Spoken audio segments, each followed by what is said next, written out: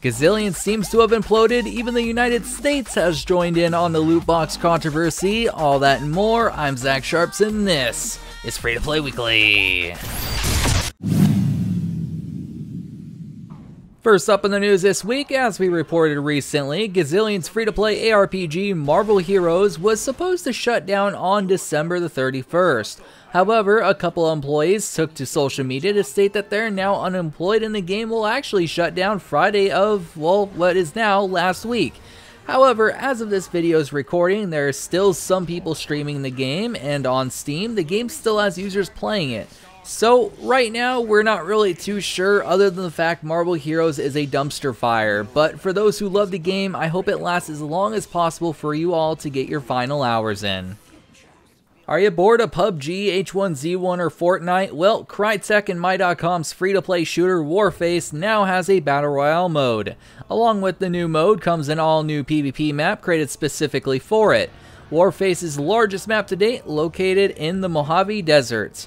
In this mode, players will take on 15 opponents, which is down from the usual 100 or 75-ish, and as per usual, players will have to try and avoid the growing death zone, and just like with other Battle Royale modes, the last one standing will win. This move seemed to have brought some positive growth to Warface. They saw a slight tick up on Steam, but how it will affect the game long term is still yet to be known. It's not like a huge explosion of players, just a little tiny increase. We'll just have to keep our eye on it.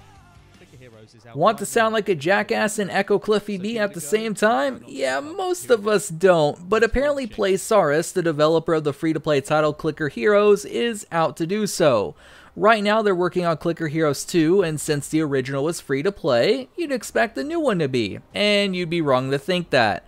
Instead, the game will retail for $30 USD because, to summarize, they don't want to make money off people's addiction, and they think that's what free-to-play is pretty much all about. Doesn't this sound like another game that epically failed because they decided to go buy to play and for $30? Yeah, I'm sure we'll be reporting on this one in the future. Today I decided to show off Battlefront 2 while we discuss loot boxes because, as you all likely know by now, EA did start a ton of controversy that led to Belgium determining that loot boxes are indeed gambling. Well, now the United States of America is joining in on the fun and fired off some shots at EA. Have a listen for yourself. This game is a Star Wars themed online casino designed to lure kids into spending money.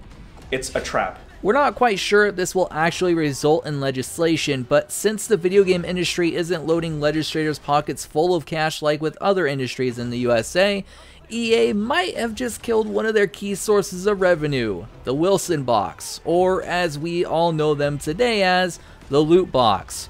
With that said, in order to provide you guys with some context as to why I called it the Wilson box, it's time for the Shoutout of the Week. Last week on the show, I asked if loot boxes should be considered gambling. A user by the name of Heavy Rain echoed most of your guys' opinions by stating the following: fuck loot boxes.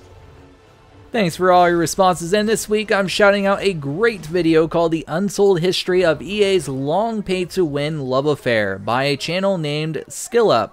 The nearly 27-minute video breaks down in a ton of detail EA's history with working loot boxes into their titles in various ways, long predating the likes of Overwatch and other titles.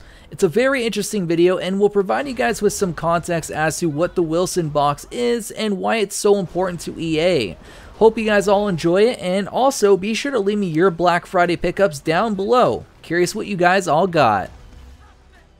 Last up in the news this week, if you're eager to get into the upcoming free-to-play CCG Magic the Gathering Arena, your wait is almost over. The closed beta will kick off on December 4th and will start off small but ramp up over time.